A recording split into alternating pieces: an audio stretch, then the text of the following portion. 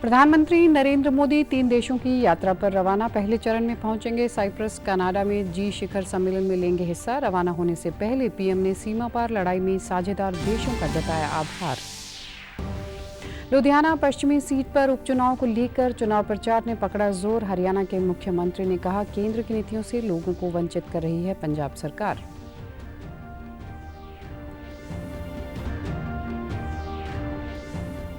और मुख्यमंत्री नायब सिंह सैनी ने केंद्रीय मंत्री मनोहर लाल ने किया गोरखपुर में हरियाणा अणु विद्युत परियोजना का दौरा। बोले, यह परियोजना हरियाणा सहित उत्तर भारत की दीर्घकालिक ऊर्जा जरूरतों को करेगी पूरा।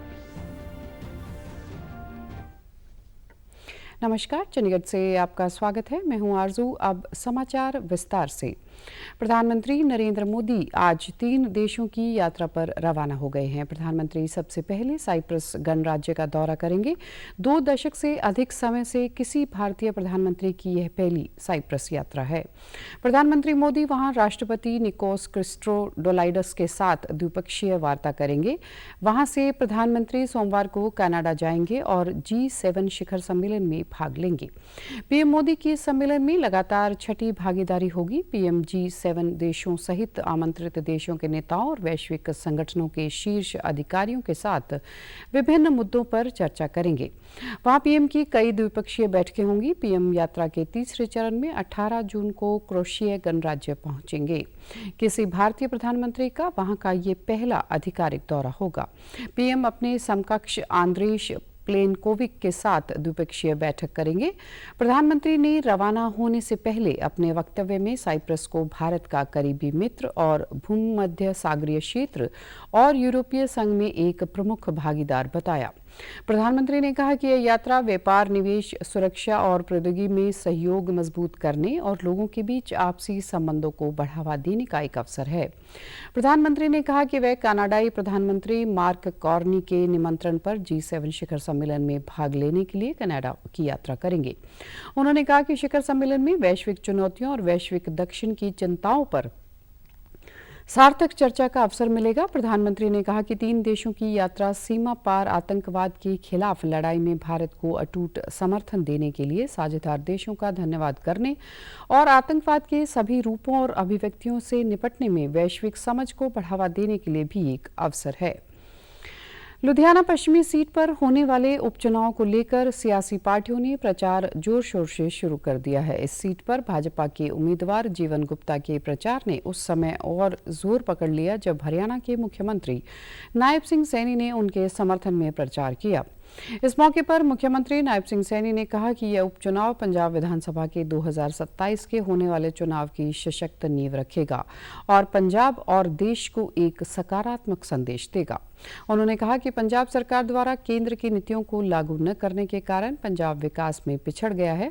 यहाँ विकास केवल कागजों और विज्ञापनों में होता है। मुख्यमंत्री सैनी ने एक प्रेस वार्ता को संबोधित करते हुए कहा कि पंजाब सरकार पीने के पानी को लेकर घटिया राजनीति कर रही है। उसने किसानों के नाम पर गुमराह कर उन्हें कोई लाभ नहीं पहुंचाया।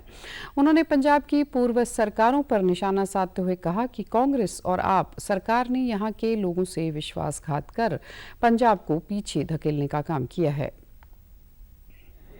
और लोगों ने इस बात का पंजाब की सरकार का विरोध किया है कि पीने के पानी को लेकर के हमारे गुरुओं की तो परंपरा रही है कि प्यासे को पानी पिलाइए। जो ये लोग किसान के नाम के ऊपर राजनीति करते हैं, क्योंकि कांग्रेस भी इनका नाम लेकर के राजनीति करती थी और अब आम आदमी भी क्योंकि इसी रास्ते के ऊपर चल रहे हैं, ये भी उसी का नाम लेकर के राजनीति करते हैं। 2 चुनाव सभाओं के अतिरिक्त उन्होंने लुधियाना में औद्योगिक संस्थानों और समाज के प्रबुद्ध वर्ग को संबोधित करते हुए कहा कि पंजाब और हरियाणा मिलकर विकसित भारत की दिशा में महत्वपूर्ण योगदान दे सकते हैं। उन्होंने बताया कि हरियाणा में उद्योगों की प्रोत्साहित करने के लिए एक छत के नीचे सभी आवश्यक अनुमतियां और सुविधाएं उपलब्ध कराई जा रही हैं। उद्योगपतियों की समस्याओं का समाधान प्राथमिकता पर किया जा रहा है ताकि औद्योगिक विकास को गति मिल सके। लुधियाना जिला प्रशासन ने उपचुनाव के मतदान वाले दिन 19 जून को सभी 194 पुलिस स्टेशनों पर वेबकास्टिंग और पारदर्शी और सुचारू प्रक्रिया सुनिश्चित करने के लिए व्यापक कदम उठाए हैं। इसके तहत प्रशासन ने 235 हाई रेजोल्यूशन वाले सीसीटीवी कैमरे लगाए हैं, जिनमें से 194 कैमरे पुलिस स्टेशनों के अंदर और 41 बाहर लगाए हैं। जिला चुनाव अधिकारी हिमांशु जैन ने बताया कि हाई स्पीड इंटरनेट कनेक्टिविटी से लैस ये कैमरे 19 जून को पोलिंग प्रक्रिया की लाइव स्ट्रीमिंग करेंगे। हिमांशु जैन ने कहा कि जिला प्रशासन पारदर्शी चुनाव करवाने के लिए पूरी तरह वचनबद्ध है। उन्होंने कहा कि प्रशासन लोकतांत्रिक प्रक्रिया व ईमानदारी से चुनाव करवाने में कोई कसर नहीं छोड़ रहा है। यह यकीनी बनाया जा रहा है कि हर मतदाता एक सुरक्षित और निष्पक्ष वातावरण में अपने मताधिकार का इस्तेमाल कर सके। बीते दिनों वेबकास्टिंग की जांच की गई। केदारनाथ के गौरीकुंड खर्क की पहाड़ियों में एक हेलीकॉप्टर हादसे का शिकार हो गया, जिससे हेलीकॉप्टर क्रैश में सवार तमाम 7 लोगों की मौत हो गई। आज सुबह 5:30 गुप्तकाशी स्थित आर्यन हेली एविएशन का हेलीकॉप्टर 6 यात्रियों को लेकर केदारनाथ से गुप्तकाशी के लिए निकला था। गौरीकुंड से लगभग 5 किलोमीटर ऊपर गौरी माई खर्क नामक स्थान में यह हेलीकॉप्टर क्रैश हो गया। जिला पर्यटन अधिकारी रुद्रप्रयाग राहुल चौबे ने कहा कि एसडीआरएफ की टीम मौके पर पहुंच गई है, जबकि सोनप्रयाग थाना और डीडीआरएफ की टीम रेस्क्यू के लिए रवाना हो चुकी है। जानकारी के मुताबिक हेलीकॉप्टर में महाराष्ट्र के श्रद्धा राजकुमार जायसवाल और एक बच्चा, काशी गुजरात के सुरेश जायसवाल, उत्तराखंड के विक्रम, उत्तर प्रदेश से विनोद देवी और पायलट कैप्टन राजबीर सिंह शामिल थे। हेलीकॉप्टर के क्रैश होने के कारण खराब मौसम बताया जा रहा है। 4 धाम में अगले आदेश तक हेलीकॉप्टर सेवा पर रोक लगा दी गई है। एहतियात के तौर पर डीजीसीए ने पहले ही 4 धाम के लिए हेलीकॉप्टर संचालन की आवृत्ति कम कर दी है। निगरानी बढ़ा दी गई है और आगे की कार्रवाई के लिए संचालन की समीक्षा की जा रही है। डीजीसीए ने कहा कि दुर्घटना की जांच एएआईबी द्वारा की जाएगी। हरियाणा के मुख्यमंत्री नायब सिंह सैनी व केंद्रीय मंत्री मनोहर लाल ने कल फतेहाबाद के गोरखपुर स्थित हरियाणा अणु विद्युत परियोजना का संयुक्त रूप से दौरा किया और परियोजना की प्रगति की समीक्षा के लिए बैठक की। इस दौरान मुख्यमंत्री सैनी ने अधिकारियों को चल रहे विभिन्न निर्माण कार्यों को तय मानक अनुसार जल्द से जल्द पूरा करने के निर्देश दिए। उन्होंने कहा कि परमाणु ऊर्जा वातावरण के लिहाज से बेहतर ऊर्जा उत्पादन का माध्यम है। निरीक्षण के दौरान केंद्रीय ऊर्जा मंत्री मनोहर लाल ने अधिकारियों से विस्तृत जानकारी ली। उन्होंने बताया कि यह परियोजना 4 यूनिट्स के साथ कुल 2800 मेगावाट बिजली उत्पन्न करेगी। पहले चरण में 700 मेगावाट की 2 यूनिट्स 2031 तक तैयार हो जाएंगी। उन्होंने यह भी कहा कि इस परियोजना से उत्पन्न होने वाली 50% बिजली हरियाणा को मिलेगी, जिससे राज्य की बिजली मांग को पूरा करने में बड़ी मदद मिलेगी। उन्होंने बताया कि इस पर कुल 41,594 करोड़ रुपए खर्च होंगे। यह परियोजना न केवल हरियाणा बल्कि पूरे उत्तर भारत के लिए ऊर्जा सुरक्षा सुनिश्चित करेगी। स्वच्छ और टिकाऊ ऊर्जा के क्षेत्र में यह एक मील का पत्थर साबित होगी। को मिलेगी और 50% का जो केंद्रीय पूल में बिजली जाएगी, ताकि जहाँ भी कहीं यूज़ होगी उसको हम यूज़ कर सकेंगे। और इसकी प्रोग्रेस जो आज हमने देखा है, इसमें हमने रिव्यू भी किया है, सारी बातों का एक प्रेजेंटेशन भी दिखाई गई है, तो इसमें काफ़ी प्रगति अब हो गई है और इसमें अब जो काम है वो तीव्र गति से चलेगा। देहरादून में भारतीय सैन्य अकादमी की पासिंग आउट परेड के बाद मोहाली के महाराजा रंजीत सिंह प्रेपरेटरी इंस्टीट्यूट मोहाली के 6 कैडेट्स सेना और भारतीय वायुसेना में कमीशन्ड अधिकारी बन गए हैं। 3 कैडेट्स मोहाली से गौरव सिंह, भटिंडा से निखिल बांसल और होशियारपुर से समय सैनी को इंडियन मिलिट्री अकादमी देहरादून में 156वें रेगुलर कोर्स के हिस्से के रूप में भारतीय सेना में कमीशन मिला है। इस अवसर पर पासिंग आउट परेड का निरीक्षण श्रीलंका के सेना कमांडर IMA के pass out lieutenant general Rodrigo ने किया।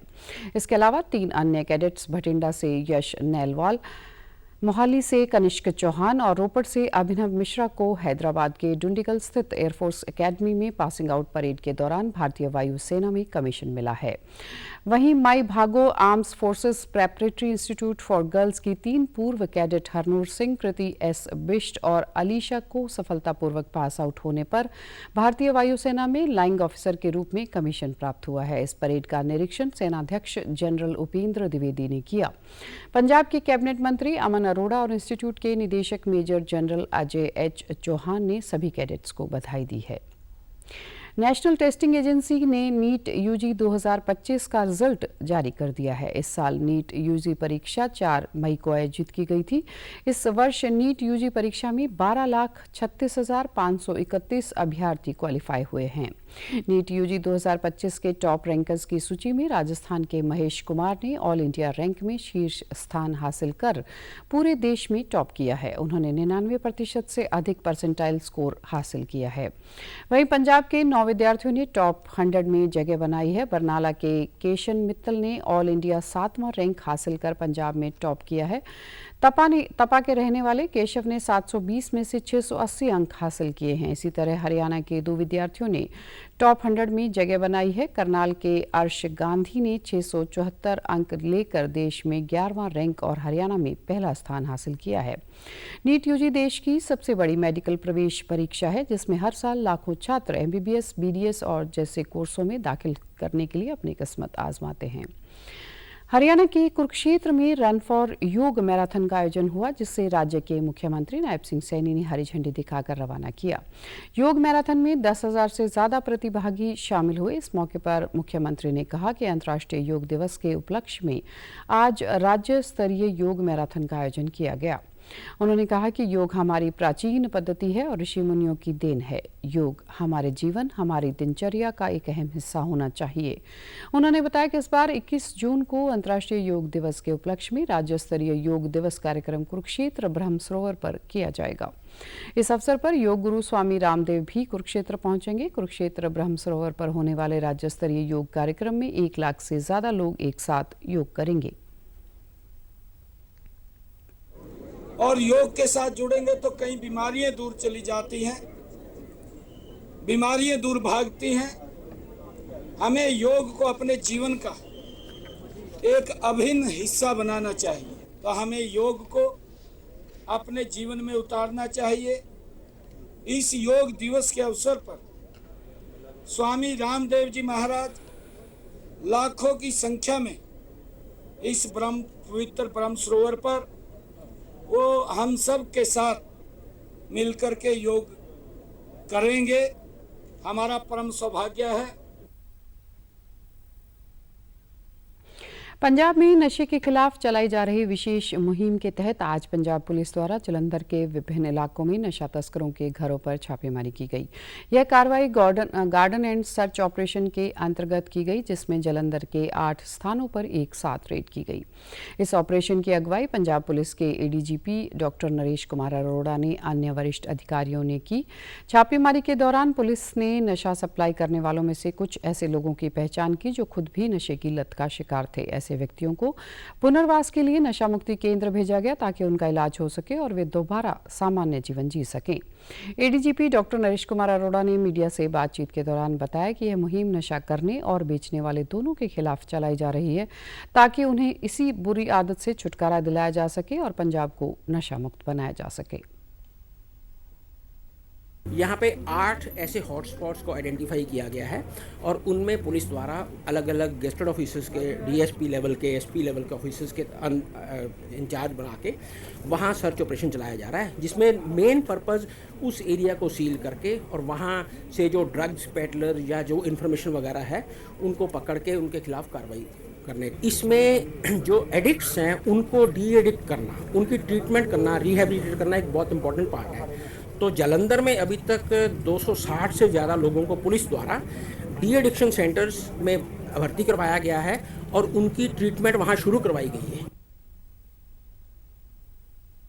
और आप हमारे समाचार YouTube channel DD news Chandigarh, Facebook DD news Chandigarh और social media X DD news CHD पर भी देख सकते हैं।